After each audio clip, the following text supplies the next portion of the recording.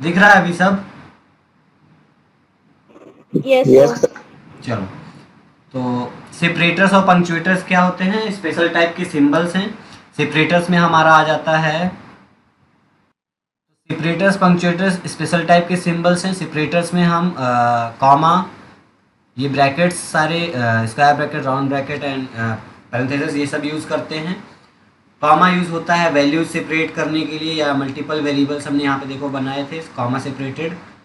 इसका यूज़ हम करते हैं स्क्वायर ब्रैकेट का अरे में। ये फंक्शन के साथ भी यूज़ होता है, हम मैथमेटिकल एक्सप्रेशन में भी यूज़ कर लेते हैं। और ये क्लास की बॉडी या फंक्शन की बॉडी क्रिएट करने के लिए इसका यूज़ करते हैं कर्ली ब्रेसेस का। पंक्चुएटर्स में semi colon, dot and terminate, ये क्वेश्चन मार्क एंड कॉलन, ये सिंबल आते हैं। ये हमारा कंडीशनल ऑपरेटर या टर्नरी ऑपरेटर होता है। डॉट हमारा मेंबर एक्सेस ऑपरेटर होता है, जो क्लास के मेंबर्स को हम एक्सेस करते हैं यूजिंग ऑब्जेक्ट, तो हम डॉट का यूज़ कर देते हैं। सेमी कॉलन ये हमारा टर्मिनेटर होता है, जो एंड ऑफ लाइन को डिनोट करता है कि यहाँ से हमारी लाइन एंड हो रही है। नेक्स्ट हम बात करने जा रहे थे ऑपरेटर्स की।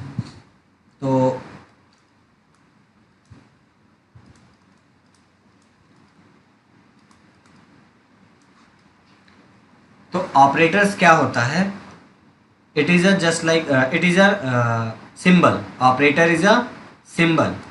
हम इसको क्या बोलेंगे? इट इज़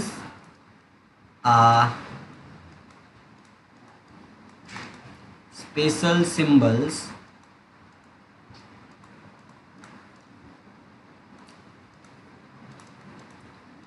which is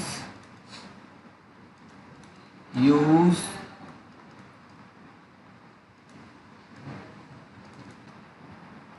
तो it is a special symbol which is use to perform some operation. ठीक है, अब ये ऑपरेशन कैसे हो सकते हैं? और ऑपरेटर्स में हमारा ये प्लस, माइनस, डिवाइड, मल्टीप्लाई, ये सब क्या है? ये ऑपरेटर्स है। तो प्लस हमारा क्या है? सिंबल नहीं है। यस और नो?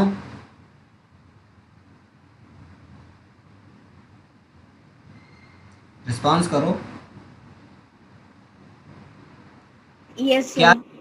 सिंबल्स हैं या नहीं? है सर। सिंबल्स ही हैं। और लेकिन इन सिंबल्स का यूज हम कुछ स्पेसिफिक ऑपरेशंस को परफॉर्म करने के लिए यूज करेंगे। जैसे प्लस का यूज क्या क्या है? हम प्लस का यूज करके दो नंबर को ऐड कर सकते हैं, ए प्लस बी। ठीक है, तो ऑपरेटर क्या है? Operator is a special type of symbol which is use to perform some operation. लेकिन ये ऑपरेशन होंगे किसके साथ? Between operands. किसके बीच? ऑपरेशंस तो परफॉर्म होंगे बट बिटवीन ऑपरेट ऑपरेंड्स। ठीक है, अब ऑपरेंड्स कौन? ये डी है, ठीक है ना? तो ऑपरेंड्स कौन कौन से हो सकते हैं जिनके ऊपर ऑपरेशन परफॉर्म किया जा रहा है? तो यहाँ पे ए और बी ये क्या है? ऑपरेंड्स है। और ये जो बीच में सिंबल यूज हो रहा है वो हमारा क्या है? ऑपरेटर है। ठीक है, जिसके ऊपर ऑपरेशन परफॉर्म किया जा रहा है वो हमारा ऑपरेंड्स कहलाता है। क्या कहलाता है? ऑपरेंड्स।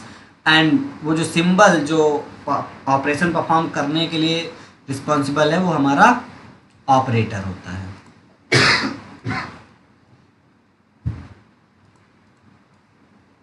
इतना क्लियर हुआ? Yes sir. अब ऑपरेटर्स केवल इतने नहीं हैं कि प्लस माइनस डिवाइड ये सब, इनके अलावा भी बहुत सारे ऑपरेटर्स हैं। हम उनको आगे डिटेल में डिस्कस करेंगे। तो यहाँ पे देखो, the specific symbol use to perform some operations. ठीक है, सम ऑपरेशंस एक स्पेसिफिक सिंबल्स होते हैं ये, जो सम ऑपरेशंस को परफॉर्म करने के लिए यूज़ किए जाते हैं। कहाँ पे? यूजिंग ऑपरेंड्स और वेरिएबल। वेरिएबल को भी ऑपरेंड्स ही कहेंगे हम, क्योंकि वो ऑपरेंड्स क्या है? हम यहाँ पे ए प्लस बी लिखे तो वेरिएबल था, वो ऑपरेंड्स की तरह ही तो था।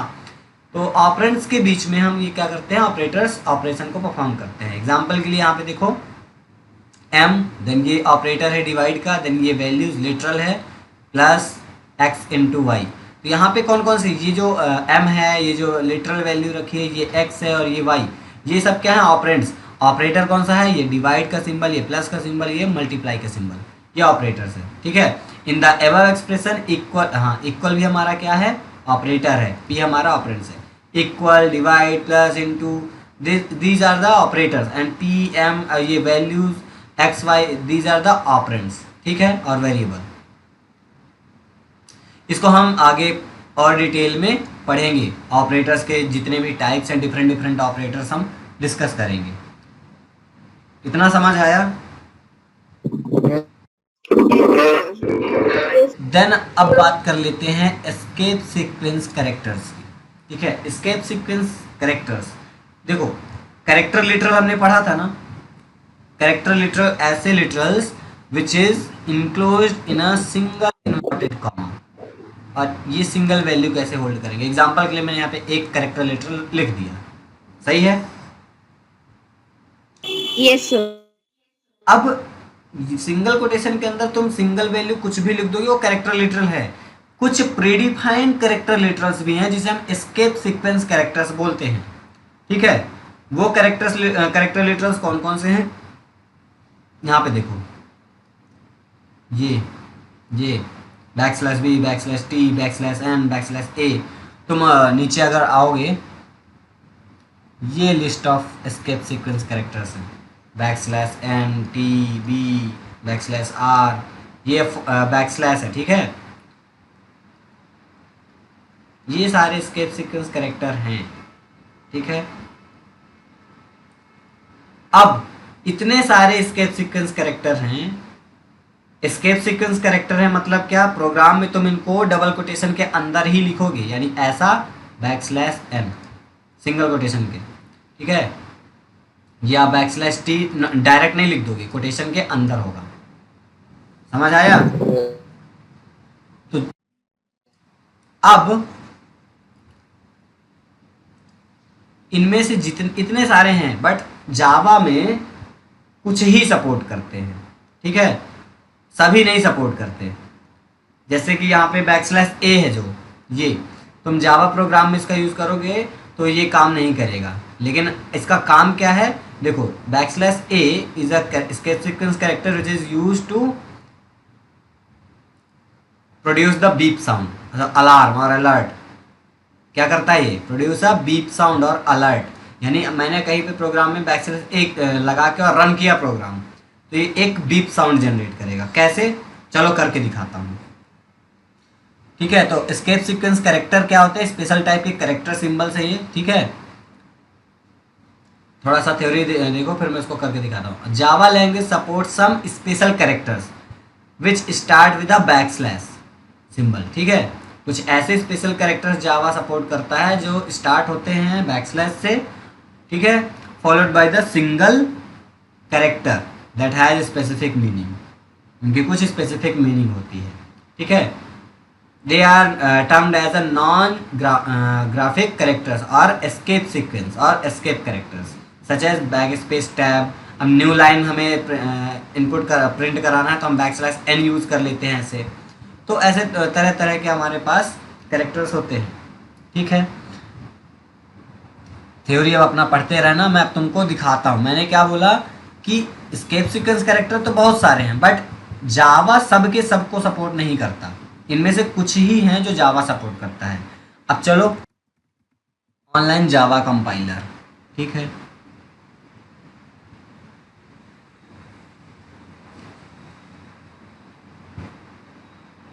सबको दिख रहा है?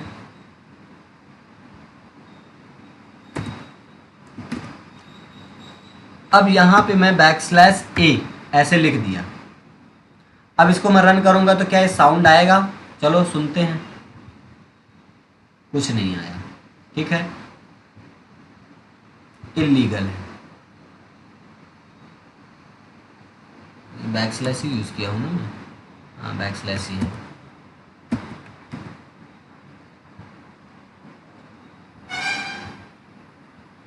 ठीक है, तो यहाँ पे डायरेक्ट ये एरर दे रहा है, बट अब अगर मैं इसी को दूसरी लैंग्वेज में करूँ, ऑनलाइन सी कंपाइलर, सी हमारी एक लैंग्वेज है, सी लैंग्वेज, हम उसमें यूज़ करेंगे, ठीक है।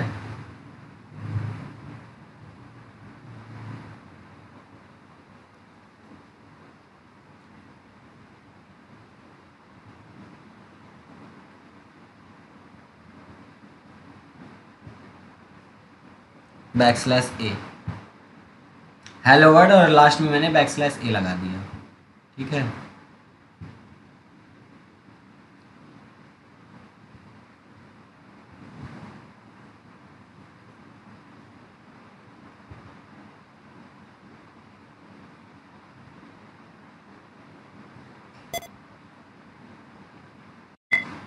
साउंड सुनाई दिया? फिर से देखो, साउंड आ रहा है? No sir. तुम लोग को नहीं सुनाई दे रहा साउंड? सर मुझे नहीं दे रहा। नहीं दे रहा सर। अच्छा, तो रुको फिर मैं ना तुम लोग को रिकॉर्डिंग सेंड करता हूँ। शायद सिस्टम की वॉइस नहीं जा। 1 सेकेंड। हाँ,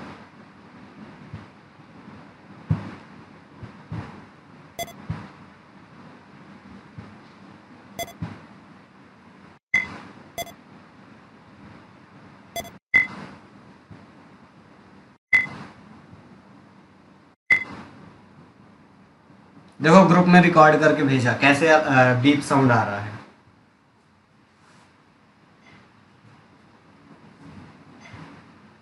यस सर।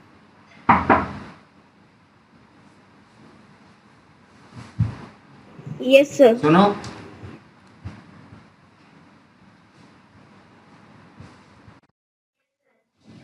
यस।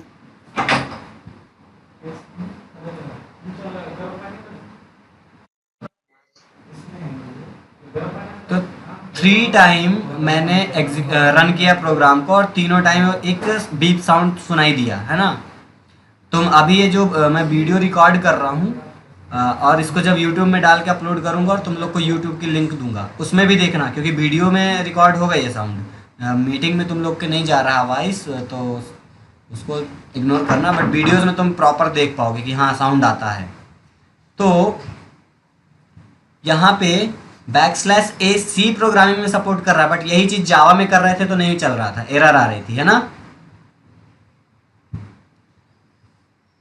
तो इतना समझ आया कि मतलब है तो escape sequence character, but Java language सबके सब जितने भी हैं ये सभी नहीं सपोर्ट करते, कुछ ही सपोर्ट करते हैं। ठीक है, तो हर एक एस्केप सीक्वेंस कैरेक्टर का एक कुछ अपना अलग अलग टास्क होगा।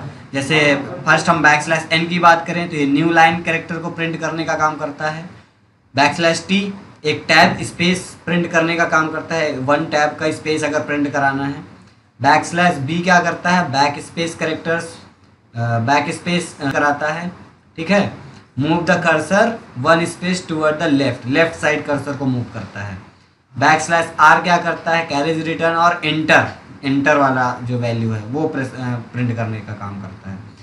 तो अब जरूरी नहीं कि इनमें से सब जावा कर ही रहा हो, ये चीज़ें तुम्हें प्रैक्टिस करनी है। ये तुम लोग का होमवर्क है, नोट कर लो। क्या सबके सब जितने लिस्ट इसमें है एस्केप सीक्वेंस कैरेक्टर की, सबको ट्राई करो और बताओ कि कौन कौन सा एस्केप सीक्वेंस कैरेक्टर जावा के अंदर वर्क कर रहा है।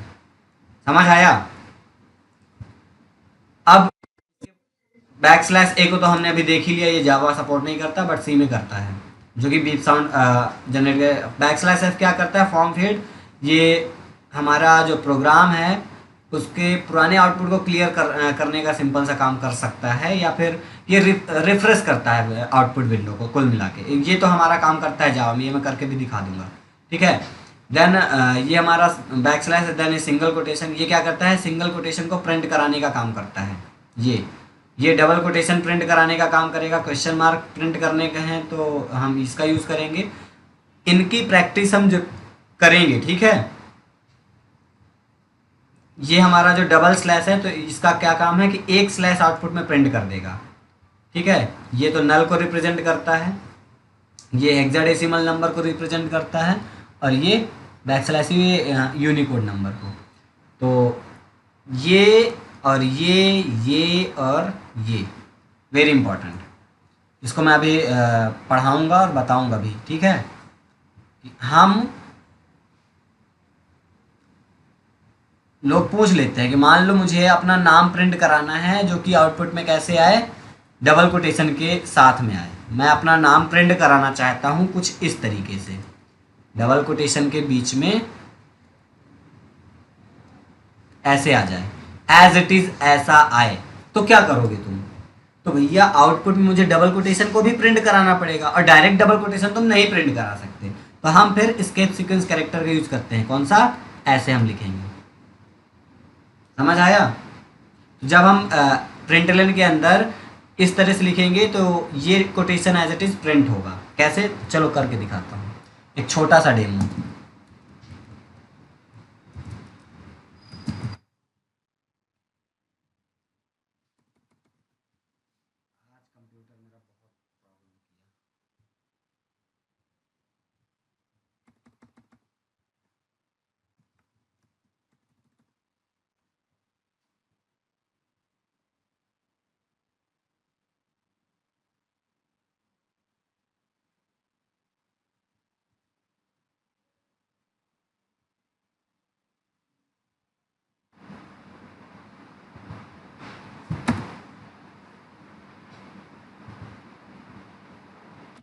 अब इधर देखो, मैं यहाँ पे डबल कोटेशन के अंदर अपना ऐसे नाम लिख दूंगा, आउटपुट में मेरा नाम आएगा, लेकिन वो डबल कोटेशन के अंदर नहीं दिख रहा मुझे, है ना। अब मुझे डबल कोटेशन के अंदर प्रिंट कराना है, तो कैसे कराऊंगा? एक डबल कोटेशन यहाँ पे लगा दो, एक डबल कोटेशन यहाँ पे लगा दो, ठीक है। और अब तुम सोचो कि ये डबल कोटेशन प्रिंट कर देगा, लो करके देखो जरा, क्या बोल रहा है? एरर। तो ये डायरेक्ट डबल कोटेशन प्रिंट नहीं करेगा। तब हम क्या करेंगे, एक बैकस्लैश डबल कोटेशन यहाँ पे लगाया, तो ये इतना क्या करेगा, एक कोटेशन प्रिंट करेगा पहले, देन पूरा नाम प्रिंट हो जाएगा, और इसके बाद फिर एक कोटेशन चाहिए, तो एक बैकस्लैश एंड डबल कोटेशन यहाँ पे लगा दिया। अब देखो आउटपुट में क्या आएगा, नाम मेरा आ गया डबल कोटेशन के बीच में। तो ये जो बैकस्लैश डबल कोटेशन या बैकस्लैश सिंगल कोटेशन, ये स्पेशल सिंबल्स को प्रिंट कराने के लिए यूज होता है। समझ आया?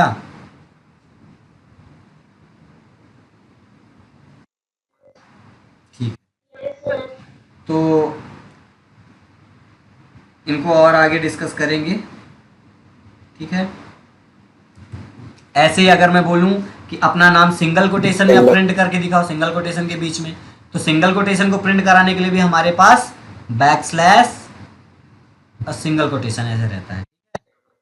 तो जब भी हम प्रिंटलन के अंदर ऐसे और ऐसे लिखेंगे बैकस्लैश ये, तो ये क्या करेगा, इसको प्रिंट करा देगा। इसके बाद हम अपना नाम लिख देंगे, और नाम के बाद फिर से मुझे एक बैकस्लैश मतलब ऐसा लिखना पड़ेगा, क्योंकि नाम के जस्ट बाद फिर क्लोज भी तो करना है।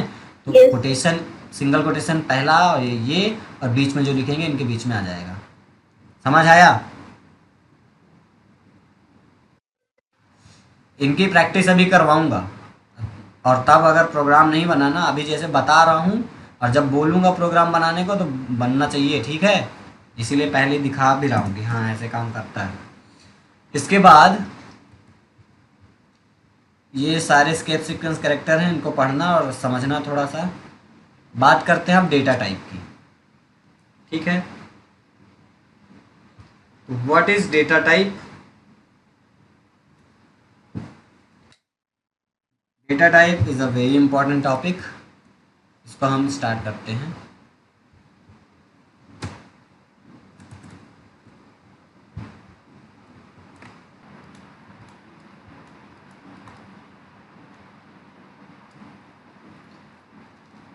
दिख रहा है data type?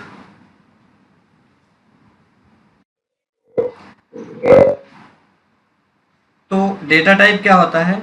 Data type refer to the identify the type of value। क्या डेटा टाइप बताता है?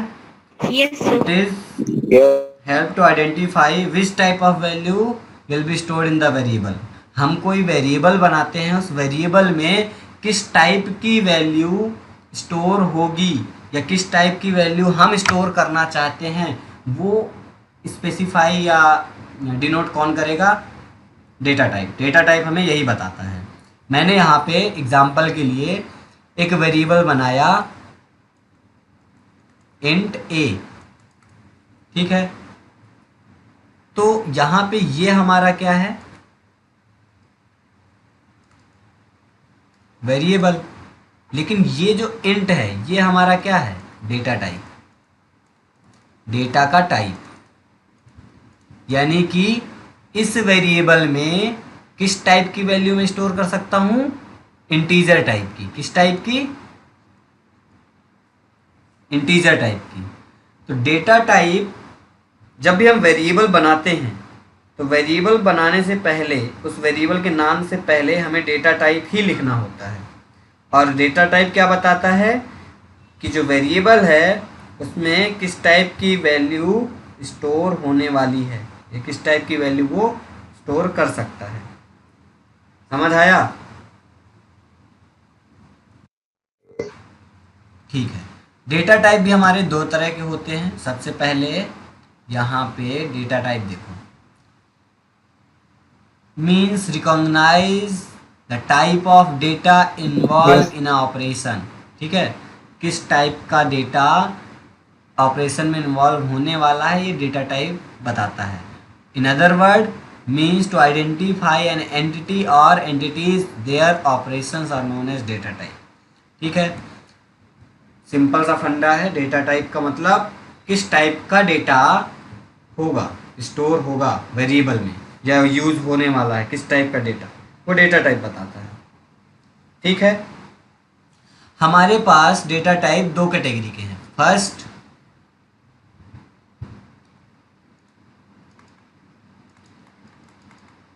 प्रिमिटिव,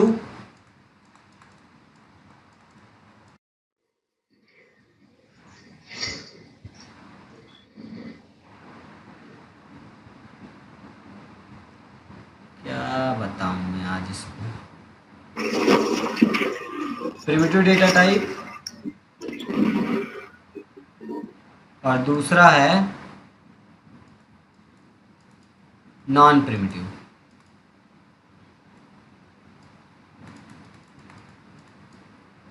ठीक है, प्रिमिटिव डेटा टाइप, दूसरा हमारा नॉन प्रिमिटिव डेटा टाइप है।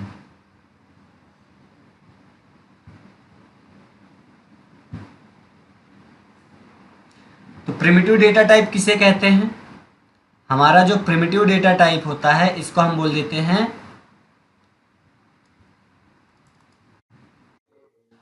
Predefined data type.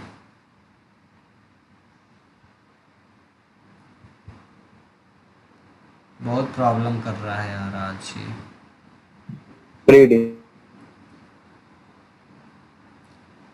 Primitive data type मतलब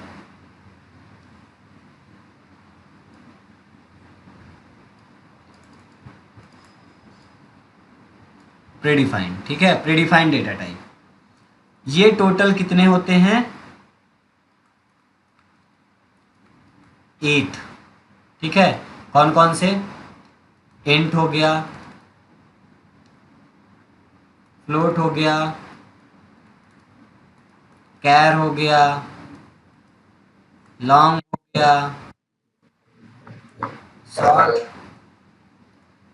शॉर्ट हो गया, डबल हो गया। ठीक है, और बाइट हो गया, बूलियन हो गया। कितने हो गए? 1 2 3 4 5 6 7 8, बस टोटल इतने ही होते हैं प्रिमिटिव डेटा टाइप। तो डेटा टाइप क्या होता है? Data type is a special type of data type. कुछ नहीं, कीवर्ड्स है जो वेरिएबल के साथ हम लिखते हैं। वेरिएबल को डिक्लेयर करने से पहले जो हम कीवर्ड लिखते हैं डेटा टाइप, और इनका यूज़ क्या है? It is help to recognize the type of value और data which will be store in the variable. Variable में किस तरह की वैल्यू स्टोर होने वाली है वो रिकॉग्नाइज करने के लिए ये डेटा टाइप हमें यही बताता है। ठीक है, इतना समझ आया? प्रिमिटिव डेटा टाइप, ये दो टाइप के डेटा टाइप्स होते हैं, प्रिमिटिव डेटा टाइप और नॉन प्रिमिटिव डेटा टाइप। तो primitive data types are the fundamental और basic data types which is available in the Java program and these data types are the predefined। ठीक है, ये predefined होते हैं, जावा की library में पहले से अवेलेबल है, इनको डायरेक्ट हम यूज़ करते हैं। ये कीवर्ड ही, ये जितने भी प्रिमिटिव डेटा टाइप्स हैं ये अपने आप में कीवर्ड भी हैं। ठीक है, रिजर्व वर्ड। ये टोटल 8 टाइप के हैं, int, char, float, double, long, short, byte, boolean. ठीक है, अब इनमें से कौन कौन से डेटा टाइप किस तरह की वैल्यू स्टोर करेगा वो देखना। इंटीजर शॉर्ट, लॉन्ग और बाइट, जिनको मैंने अंडरलाइन कर दिया, ये सब के सब इंटीजर पॉजिटिव और नेगेटिव वैल्यू स्टोर करेंगे। इंट, लॉन्ग, शॉर्ट और बाइट ये नॉर्मल इंटीजर वैल्यू स्टोर करते हैं, बट अंतर इनके साइज में आता है। डिफरेंस किस में आता है? साइज में। इंटीजर का साइज 4 बाइट होगा, लॉन्ग का 8, शॉर्ट का 2 बाइट, इसका 1 बाइट। ठीक है, तो इनका आओ इधर देखते हैं। Types of data type, primitive और नॉन प्रिमिटिव। ठीक है, अभी हम प्रिमिटिव की बात कर रहे थे, तो प्रिमिटिव में the predefined data type available with the Java application are known as primitive और इंट्रिंसिक, इसको एक नया नाम दिया गया। ठीक है, जनरली हम प्रिमिटिव ही बोलते हैं, बट अगर कभी एमसीक्यू में पूछ ले तो पता होना चाहिए कि प्रिमिटिव डेटा टाइप को इंट्रिंसिक डेटा टाइप भी बोलते हैं और फंडामेंटल डेटा टाइप। ठीक है, अब इसमें कौन कौन से बाइट है, शॉर्ट है, int, long, float, double, char and boolean ये आते हैं। बात करें तो non primitive data types are those data types which are derived और formed with the help of primitive data type. मतलब ऐसे डेटा टाइप जो प्रिमिटिव डेटा टाइप से फॉर्म्ड हुए हैं और डिराइव्ड हुए हैं, उन्हीं से मिलके बने हुए हैं। ठीक है, तो उन्हें हम नॉन प्रिमिटिव डेटा टाइप या डिराइव्ड डेटा टाइप या रेफरेंस डेटा टाइप बोलते हैं। ठीक है, और इसके अंदर हमारा क्लास आ जाता है। हाँ हेलो,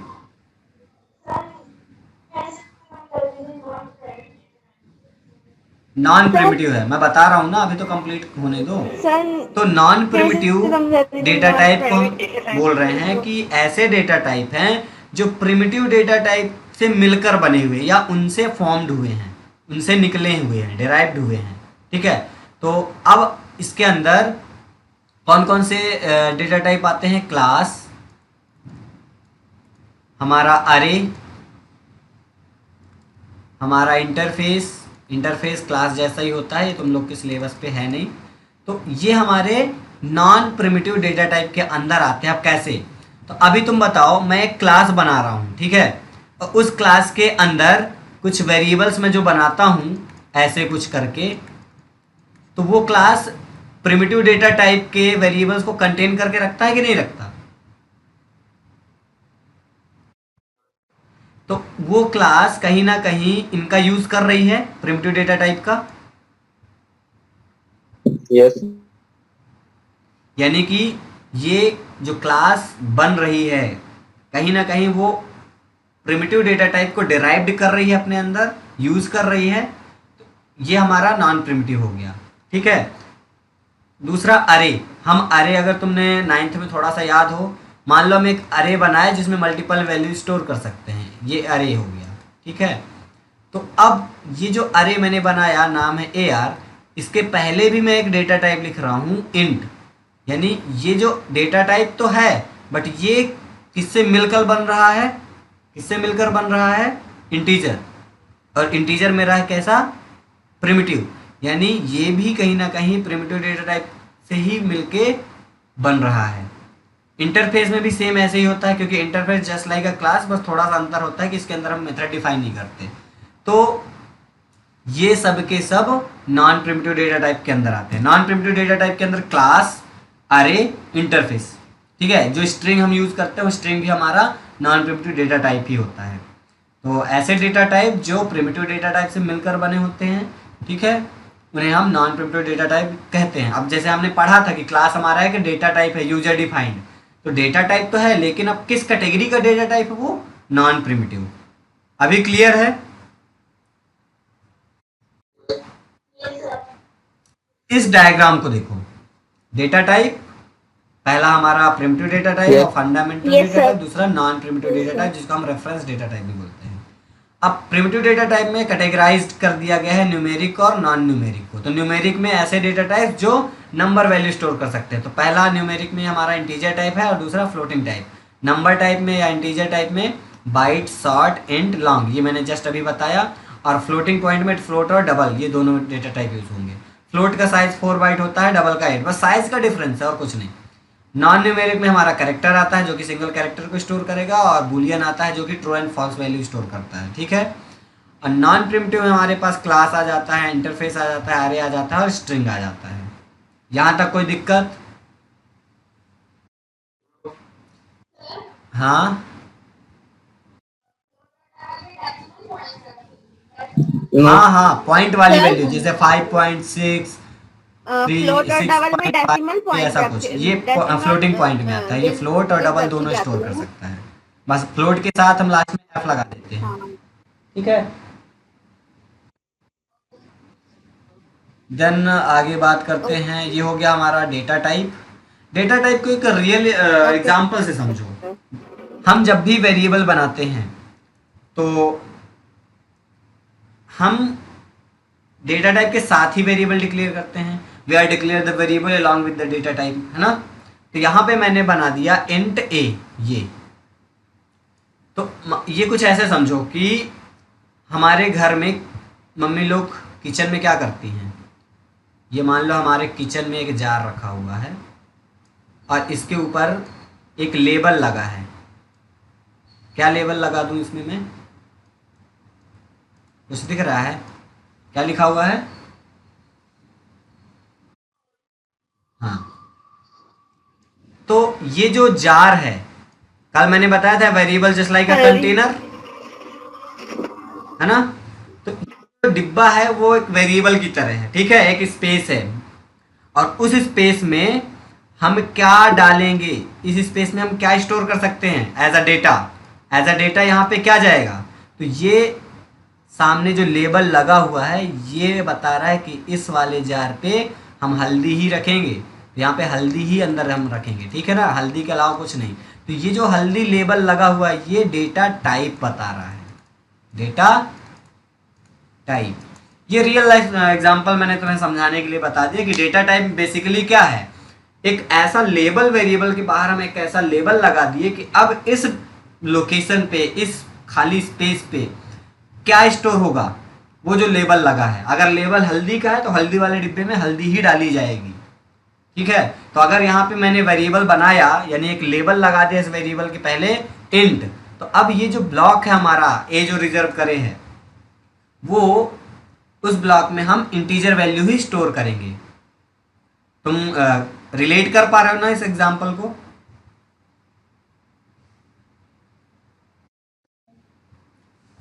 तो डेटा टाइप क्लियर हुआ सबको अभी?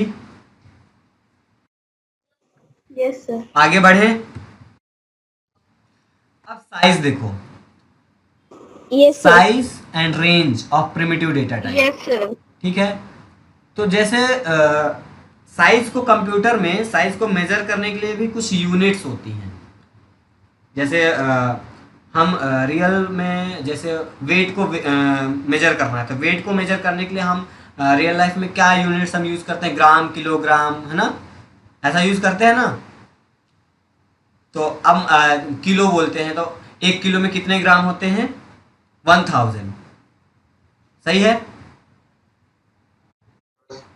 तो ठीक वैसे कंप्यूटर में अब डेटा को मेजर करना है तो उसके लिए भी यहाँ पे यूनिट्स बनी हुई हैं, ठीक है। Yes the size means the amount of space occupied by the data. Memory में कितना डेटा वो साइज ऑक्यूपाई करेगा स्पेस, वो साइज हम मेजर करने के लिए यहाँ पे यूनिट्स है। तो सबसे स्मॉलेस्ट है हमारा बिट्स, बिट्स के बाद बाइट, बाइट के बाद निबल, और इसको ना यहाँ पे होना चाहिए और बाइट को जस्ट नीचे, समझ आया। यानी बिट्स के बाद निबल आता है, निबल के बाद byte, then kilobyte, then megabyte, ठीक है। ये kilobyte, megabyte, gigabyte, terabyte, petabyte, zettabyte. तो अब इनको समझो।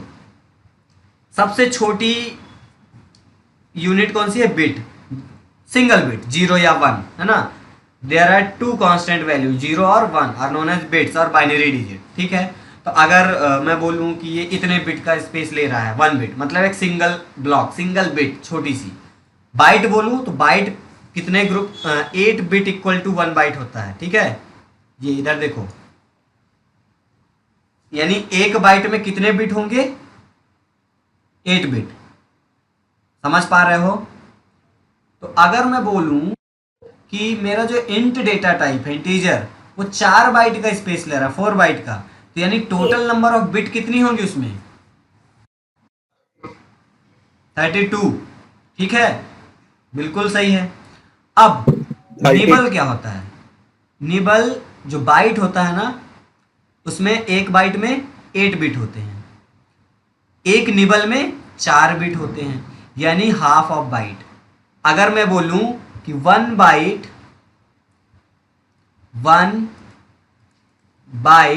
इक्वल टू निबल, क्या ये सही होगा? यानी 1 बाइट इक्वल टू 2 निबल, क्या ये सही है?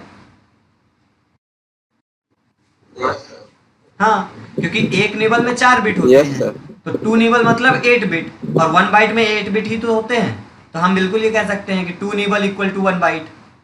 सही है। तो निबल क्या होता है? एक निबल इक्वल टू 4 बिट, ठीक है, और 1 बाइट इक्वल टू 8 बिट। अब किलो बाइट की बात करें, जो केबी, हम शॉर्ट में इसको क्या बोल देते हैं? केबी। तो 1 केबी में 1024 बाइट्स होते हैं, 1024 बाइट्स इक्वल टू 1 केबी। ठीक है। एमबी की बात करें, मेगाबाइट, एमबी, तो 1 एमबी में 1024 केबी। ठीक है, 1 एमबी में 1024 केबी होते हैं। तो सोचो कि 1024 केबी इक्वल टू 1 एमबी, और 1 केबी में 1024 बाइट, कैलकुलेशन करो जरा कितना होगा।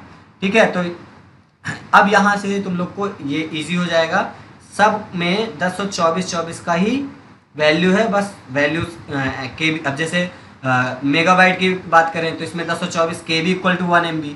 ठीक है, गीगाबाइट की बात करें 1 GB, तो 1 GB में 1024 MB होंगे। ठीक है, ये टेराबाइट यानी TB, टेराबाइट 1 TB में 1024 GB, यानी 1024 GB का 1 TB होता है, 1 TB। ठीक है, ऐसे ही 1024 TB टेराबाइट, ये बनेगा 1 PB पेटाबाइट। ठीक है, और 1024 PB बनेगा 1 जेटाबाइट। समझ आया?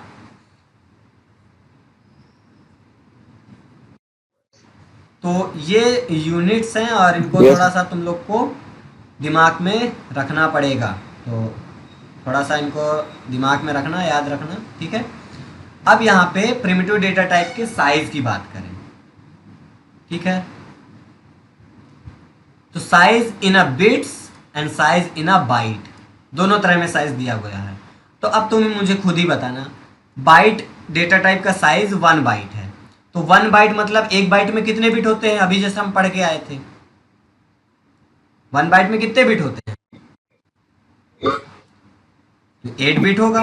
शॉर्ट का 2 बाइट है, तो 2 बाइट मतलब बिट में 8 + 8 16 बाइट, 16 बिट्स।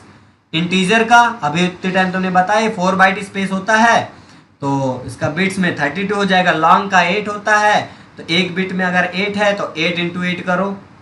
ठीक है, तो फ्लोट का 4 बाइट स्पेस होता है, तो बिट्स में कैसे होगा? ये बिट्स का कैलकुलेशन तो तुम लोग को आ जाना चाहिए अब। ठीक है, डबल का 8 बाइट होता है, कैरेक्टर का 2 बाइट स्पेस होता है, बूलियन का 1 बाइट होता है। ठीक है, और रेफरेंस डेटा टाइप, जो कि रेफरेंस मतलब वो नॉन प्रिमिटिव में आ जाता है, तो बाय डिफॉल्ट इनका कुछ साइज ऐसा फिक्स नहीं रहता, ये स्केलेबल होते हैं।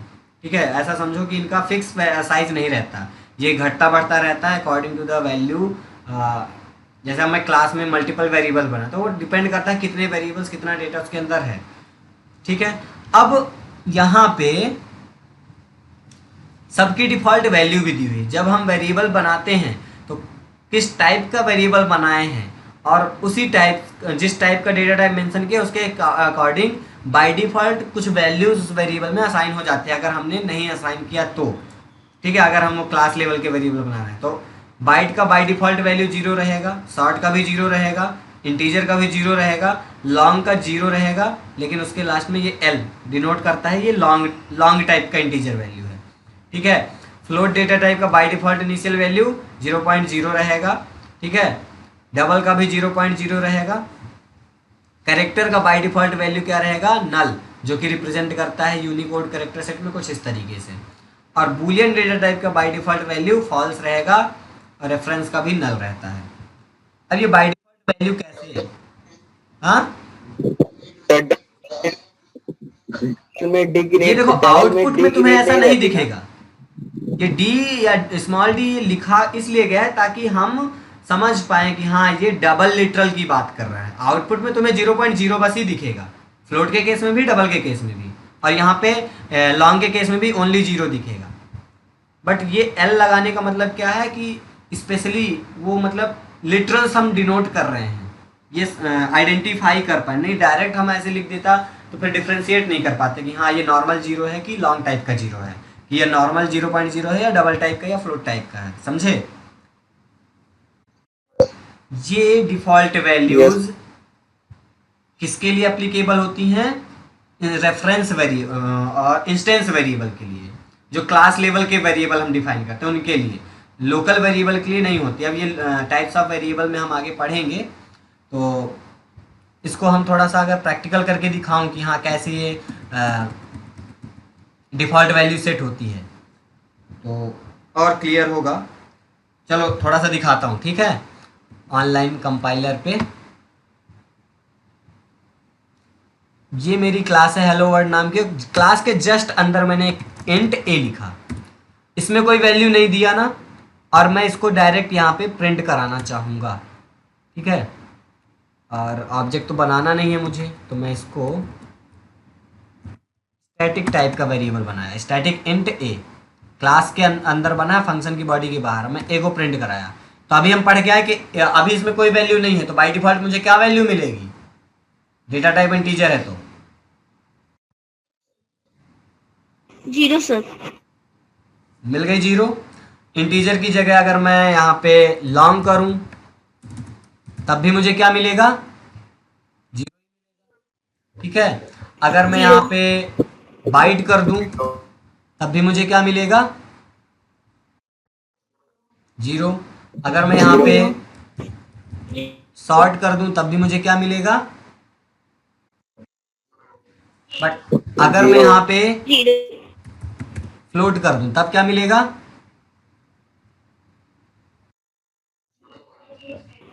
एफ नहीं लग के आएगा, 0.0 ही दिखेगा। ठीक है। डबल कर दूं तो 0.0 सेम। अगर मैं यहाँ पे इसको कर दूं बुलियन तब फॉल्स आएगा। वैल्यू क्या है? फॉल्स। अगर मैं इसको कैर कर दूं तब नल मतलब नथिंग, कुछ नहीं। ठीक है। अगर मैं इसको रेफरेंस टाइप का कोई वैल्यू ले लूँ, जैसे कि स्ट्रिंग, ये हमारा रेफरेंस टाइप का डेटा टाइप है, तो मुझे क्या मिलेगा? नल। ठीक है। कुछ नहीं, नल। तो ये डिफॉल्ट वैल्यूज हैं जो कि सेट होती हैं। ये रेफरेंस वेरिएबल या स्टैटिक वेरिएबल, सॉरी इंस्टेंस या स्टैटिक वेरिएबल के साथ, यानी जो क्लास लेवल के वेरिएबल होते हैं, क्लास की बॉडी के अंदर जो डिफाइन होते हैं, उनके लिए ये वैल्यू सेट होती हैं। ठीक है। इनिशियलाइज कर देता है जावा कंपाइलर बाय डिफॉल्ट इनकी वैल्यूज से। तो आज हमने क्या क्या पढ़ा? ऑपरेटर्स क्या होते हैं, सेपरेटर्स पंक्चुएटर्स क्या होते हैं, डेटा टाइप क्या होता है, डेटा टाइप के साथ हमने फिर टाइप्स ऑफ डेटा टाइप्स पढ़े, प्रिमिटिव नॉन प्रिमिटिव, और उसके बाद हमने साइज देखा कि कैसे हम साइज को मेजर करते हैं, और हमने प्रिमिटिव डेटा टाइप के सभी डेटा टाइप का साइज डिस्कस किया। ठीक है। इसके आगे का हम कल पढ़ेंगे। आज के लिए इतना काफ़ी है। और आज काफ़ी प्रॉब्लम हुई है थोड़ा सा मेरे लैपटॉप की वजह से, कोशिश करूँगा कल सही हो जाए। ठीक है। अभी किसी को कोई डाउट, कोई दिक्कत? No sir.